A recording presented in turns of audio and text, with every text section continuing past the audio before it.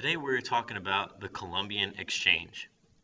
Now this was the exchange of plants, animals, and diseases from the Old World, which is Europe, to the New World, which is the Americas, both North and South America. Now during this time, these explorers settled on their ships and they found many new lands. And one of the new lands they found was the Americas. On this new land, they not only discovered a new group of people, but they discovered new foods and plants and diseases and animals as well.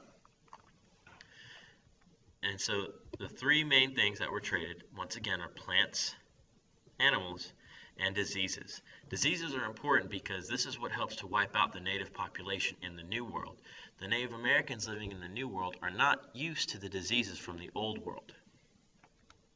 An easy way to remember these three things is DAP. D, diseases, A, animals, and P, plants. You can also add an S at the end and make it DAPS. That S would be slaves. This is important as later on the slave trade is also part of the Colombian Exchange. Right here we have two maps, one of the Western Hemisphere or the New World and one of the Eastern Hemisphere or the Old World. Now right here are a list of some of the goods that came from the New World. For example, potatoes. They are not native to the Old World or to Europe. They come from the Americas. Same thing with beans and peanuts and so on and so forth you see from this list. These goods are known all around the world today, but during this time, they were not known to the whole world. These were new things to people in Europe. Over here in the Old World, the same can be said.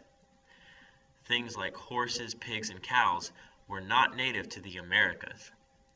So today, when we think of cowboys, we think of a guy that rides around on the horse.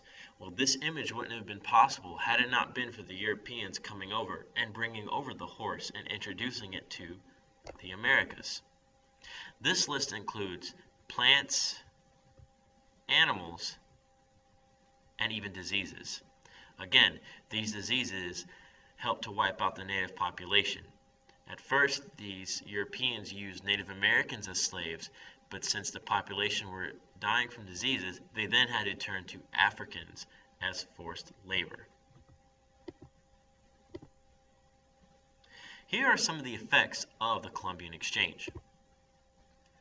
1. New economic activities began. Trade was growing. People were figuring out how they could make the most money and trying to get all that money. New national cuisines.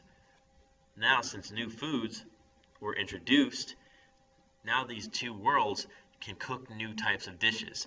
Example, now both worlds can use tomatoes to make new types of foods which I've never thought of or had before. Diseases brought to the Americas wiped out the populations. Once again, these diseases changed the course of history.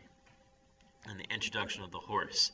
The horse was introduced to the Americas. This is not a native thing for the Americas. The Europeans had horses and they brought them over. Same thing with pigs and cows.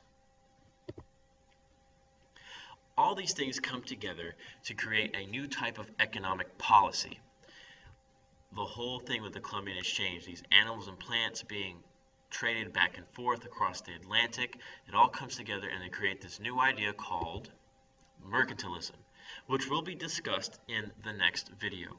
This is it for the Colombian Exchange.